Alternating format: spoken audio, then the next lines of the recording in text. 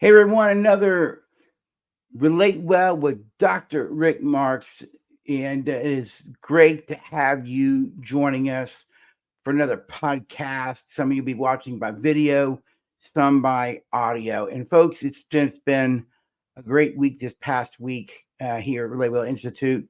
We were able to work with couples in distress, as a matter of fact, and one individual for a full day.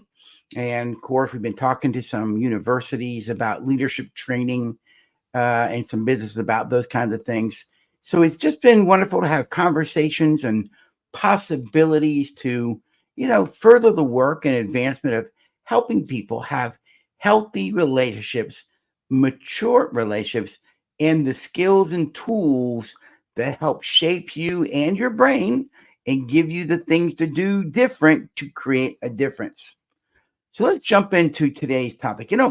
Many of those who've been following for a number of years know that I grew up in a very dysfunctional home, abuse, addictions, a lot of craziness. All right, and my dad, I believe, was an addictive personality. My stepmom wasn't very healthy herself, and yeah, and their inability to be healthy, loving, mature adults and parents actually really damaged us for kids. Kathy, Rick, Don, and Paul. And so we grew up in a healthy home, and yet there's so much research around dysfunctional families that how do you survive? How do you survive as a kid in a dysfunctional family?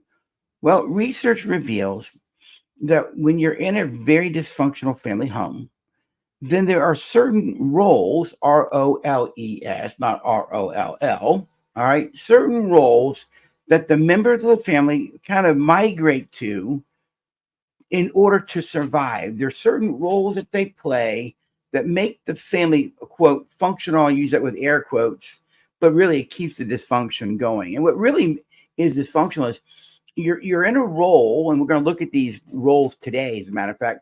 But when you're in one of these survival roles, and that is the what you do to survive in all the craziness, right?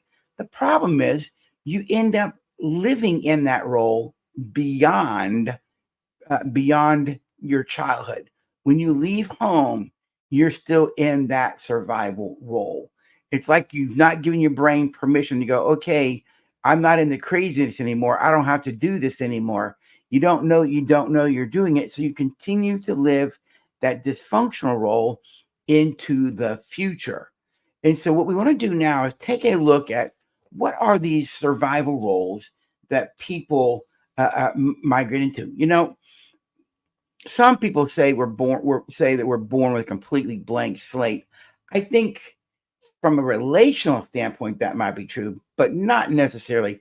You've got family dynamics that play themselves out in your life. You've got genetics as well, and then the family that you're raised in starts imprinting on your brain, on your heart, of what the world is like. All right, you start learning at an early stage about the world through the five senses. All right. And sadly, I learned and my siblings learned that the world really isn't a safe place, that the world is a place of hurt, that you can't trust the world to be there for you, that the world can be a tough taskmaster. And when kids who are raised in dysfunctional homes start learning at their earliest first year of life, second year of life, that the world is not a safe place, then that kid's brain is already starting to protect itself emotionally and relationally. So there are common roles that people merge into, that in dysfunctional families. We're going to take a look at those and just kind of highlight them for you. All right, if you're taking notes, get out your piece of paper now, and let's take a look at the dysfunctional roles that people play while living in dysfunctional families.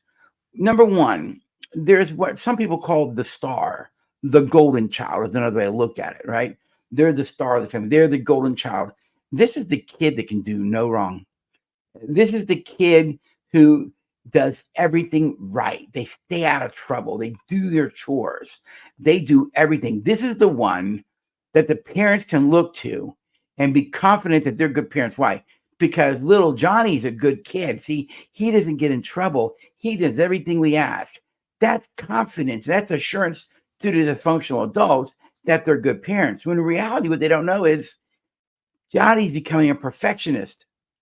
Johnny is being good for fear of being rejected, for fear of being hurt, for fear of being harmed. A lot of these kids develop anxiety problems. They develop OCD, obsessive compulsive disorders. They become perfectionists. Why? Because they want to be the star. They got to be good. Because if I'm good, then I can stay out of trouble and everybody will feel better about me. And the reality is, nobody really does, because nobody's really concerned about you, anyways, because everybody's so busy surviving in their own pain, just like the star is, the golden child. The next one is what I did. I was the family hero, HERO. Number 2 is the family hero. This is the one who kind of proved to the world that the family's okay. I used to defend my dad, even when he's crazy, defend him in my head, defend him to my friends. I make excuses for him. All right. See, I'm named after my dad, Richard Dare Marks Jr. He was my idol. So my dad had to be good. He had to be the best. He had to be on that seat on the idol, because if he wasn't, then I had to face a lot of truths. And so the family hero is, though they got a lot of inadequacies, a lot of fear of failing, they're the ones that keep the myth going. The family's good, and they live as if if it is, right? I got all the A's. I was successful, right? I did everything I was told, much like the golden child, except I became the advocate for the dysfunctional, my dad. And so these kids tend towards perfectionism as well, and to workaholism. One of the things that I did, though, when I left home, I took that hero role with me, to the such that I got a PhD, 2 master's degrees. And when I graduated in 1994 with my PhD degree, I wanted to go on and get a Juris Doctorate. Yeah, I wanted a law degree. Why? Still never good enough. Still don't matter. The third role is the family mascot, the mascot. This is the one that you can rest assured that when tension starts to build in the family, the mascot rises up and diffuses the tension, the angst, the anxiety with humor. They tend to be cute, funny, humorous, hyperactive looking, unfocused, because they're about deflection. They're about deflection. I'm not going to deal with anything. Now, down inside, they feel deeply inadequate and unloved, insecure. But the way they deal with the problems is by not acknowledging them and doing whatever it takes to deflect it so we don't have to deal with it. Sadly, a lot of mascots get misdiagnosed as ADHD, and they're medicated when actually they just been playing a role the whole time. Again, the role of the mascot mirrors the traits of ADHD. And it's my contention that we need to do much better assessment to make sure the kid's not enrolled and it's truly ADHD. Next, you have the person who, in the mental health field, we call the identified patient. This is the person with the addiction, with the trauma, who is the anger person, who is the one with the problem that everything else dances around. All right. Listen to this. The identified patient is the person who is frequently the family's reason for having problems, or perhaps their reasons that that everybody got brought into therapy. All right. Nobody wants to deal with the person and the problem. And yet the identified patient tends to blame everybody else for their issues. I wouldn't be doing this had it not been for you. Well, I'm this way because of my parents. And they tend to not take a lot of responsibility. So the whole family system, spouse, children, are always navigating around the issues of the identified patient. Next is the one that's called the scapegoat, or the black sheep of the family. This is the person who's kind of the outlier. They're the ones that rebel. They could go to alcohol, drugs. They're the ones that have behavioral problems.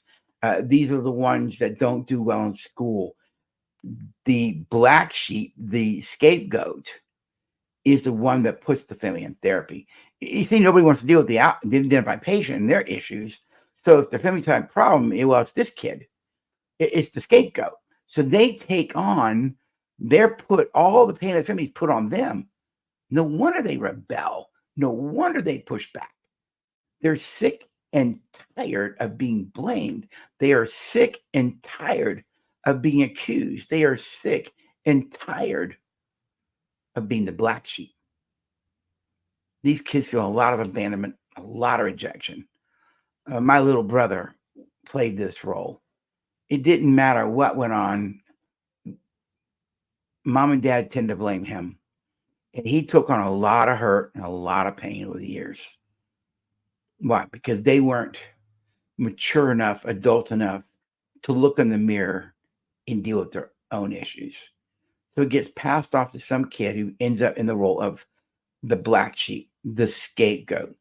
You see, and one of the things is these kids tend to break away. They want nothing to do with the family, but it's more out of anger because they carry a lot of anger, a lot of resentment. Next is the lost child. The lost child. This is the one who just tries to survive unnoticed. My brother Don always said it of himself. I just wanted to be invisible. I just wanted to be invisible. You can see, if you're noticed, then you could get in trouble. If you're noticed, you might be brought into something. If you're noticed, things can be brought towards you.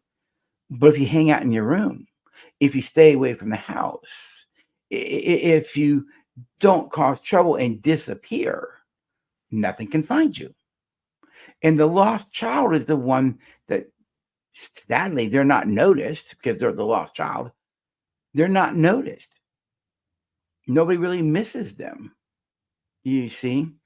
But the lost child is just struggling to just maintain and live while at the same time being, I like the way my brother Don put it, being invisible.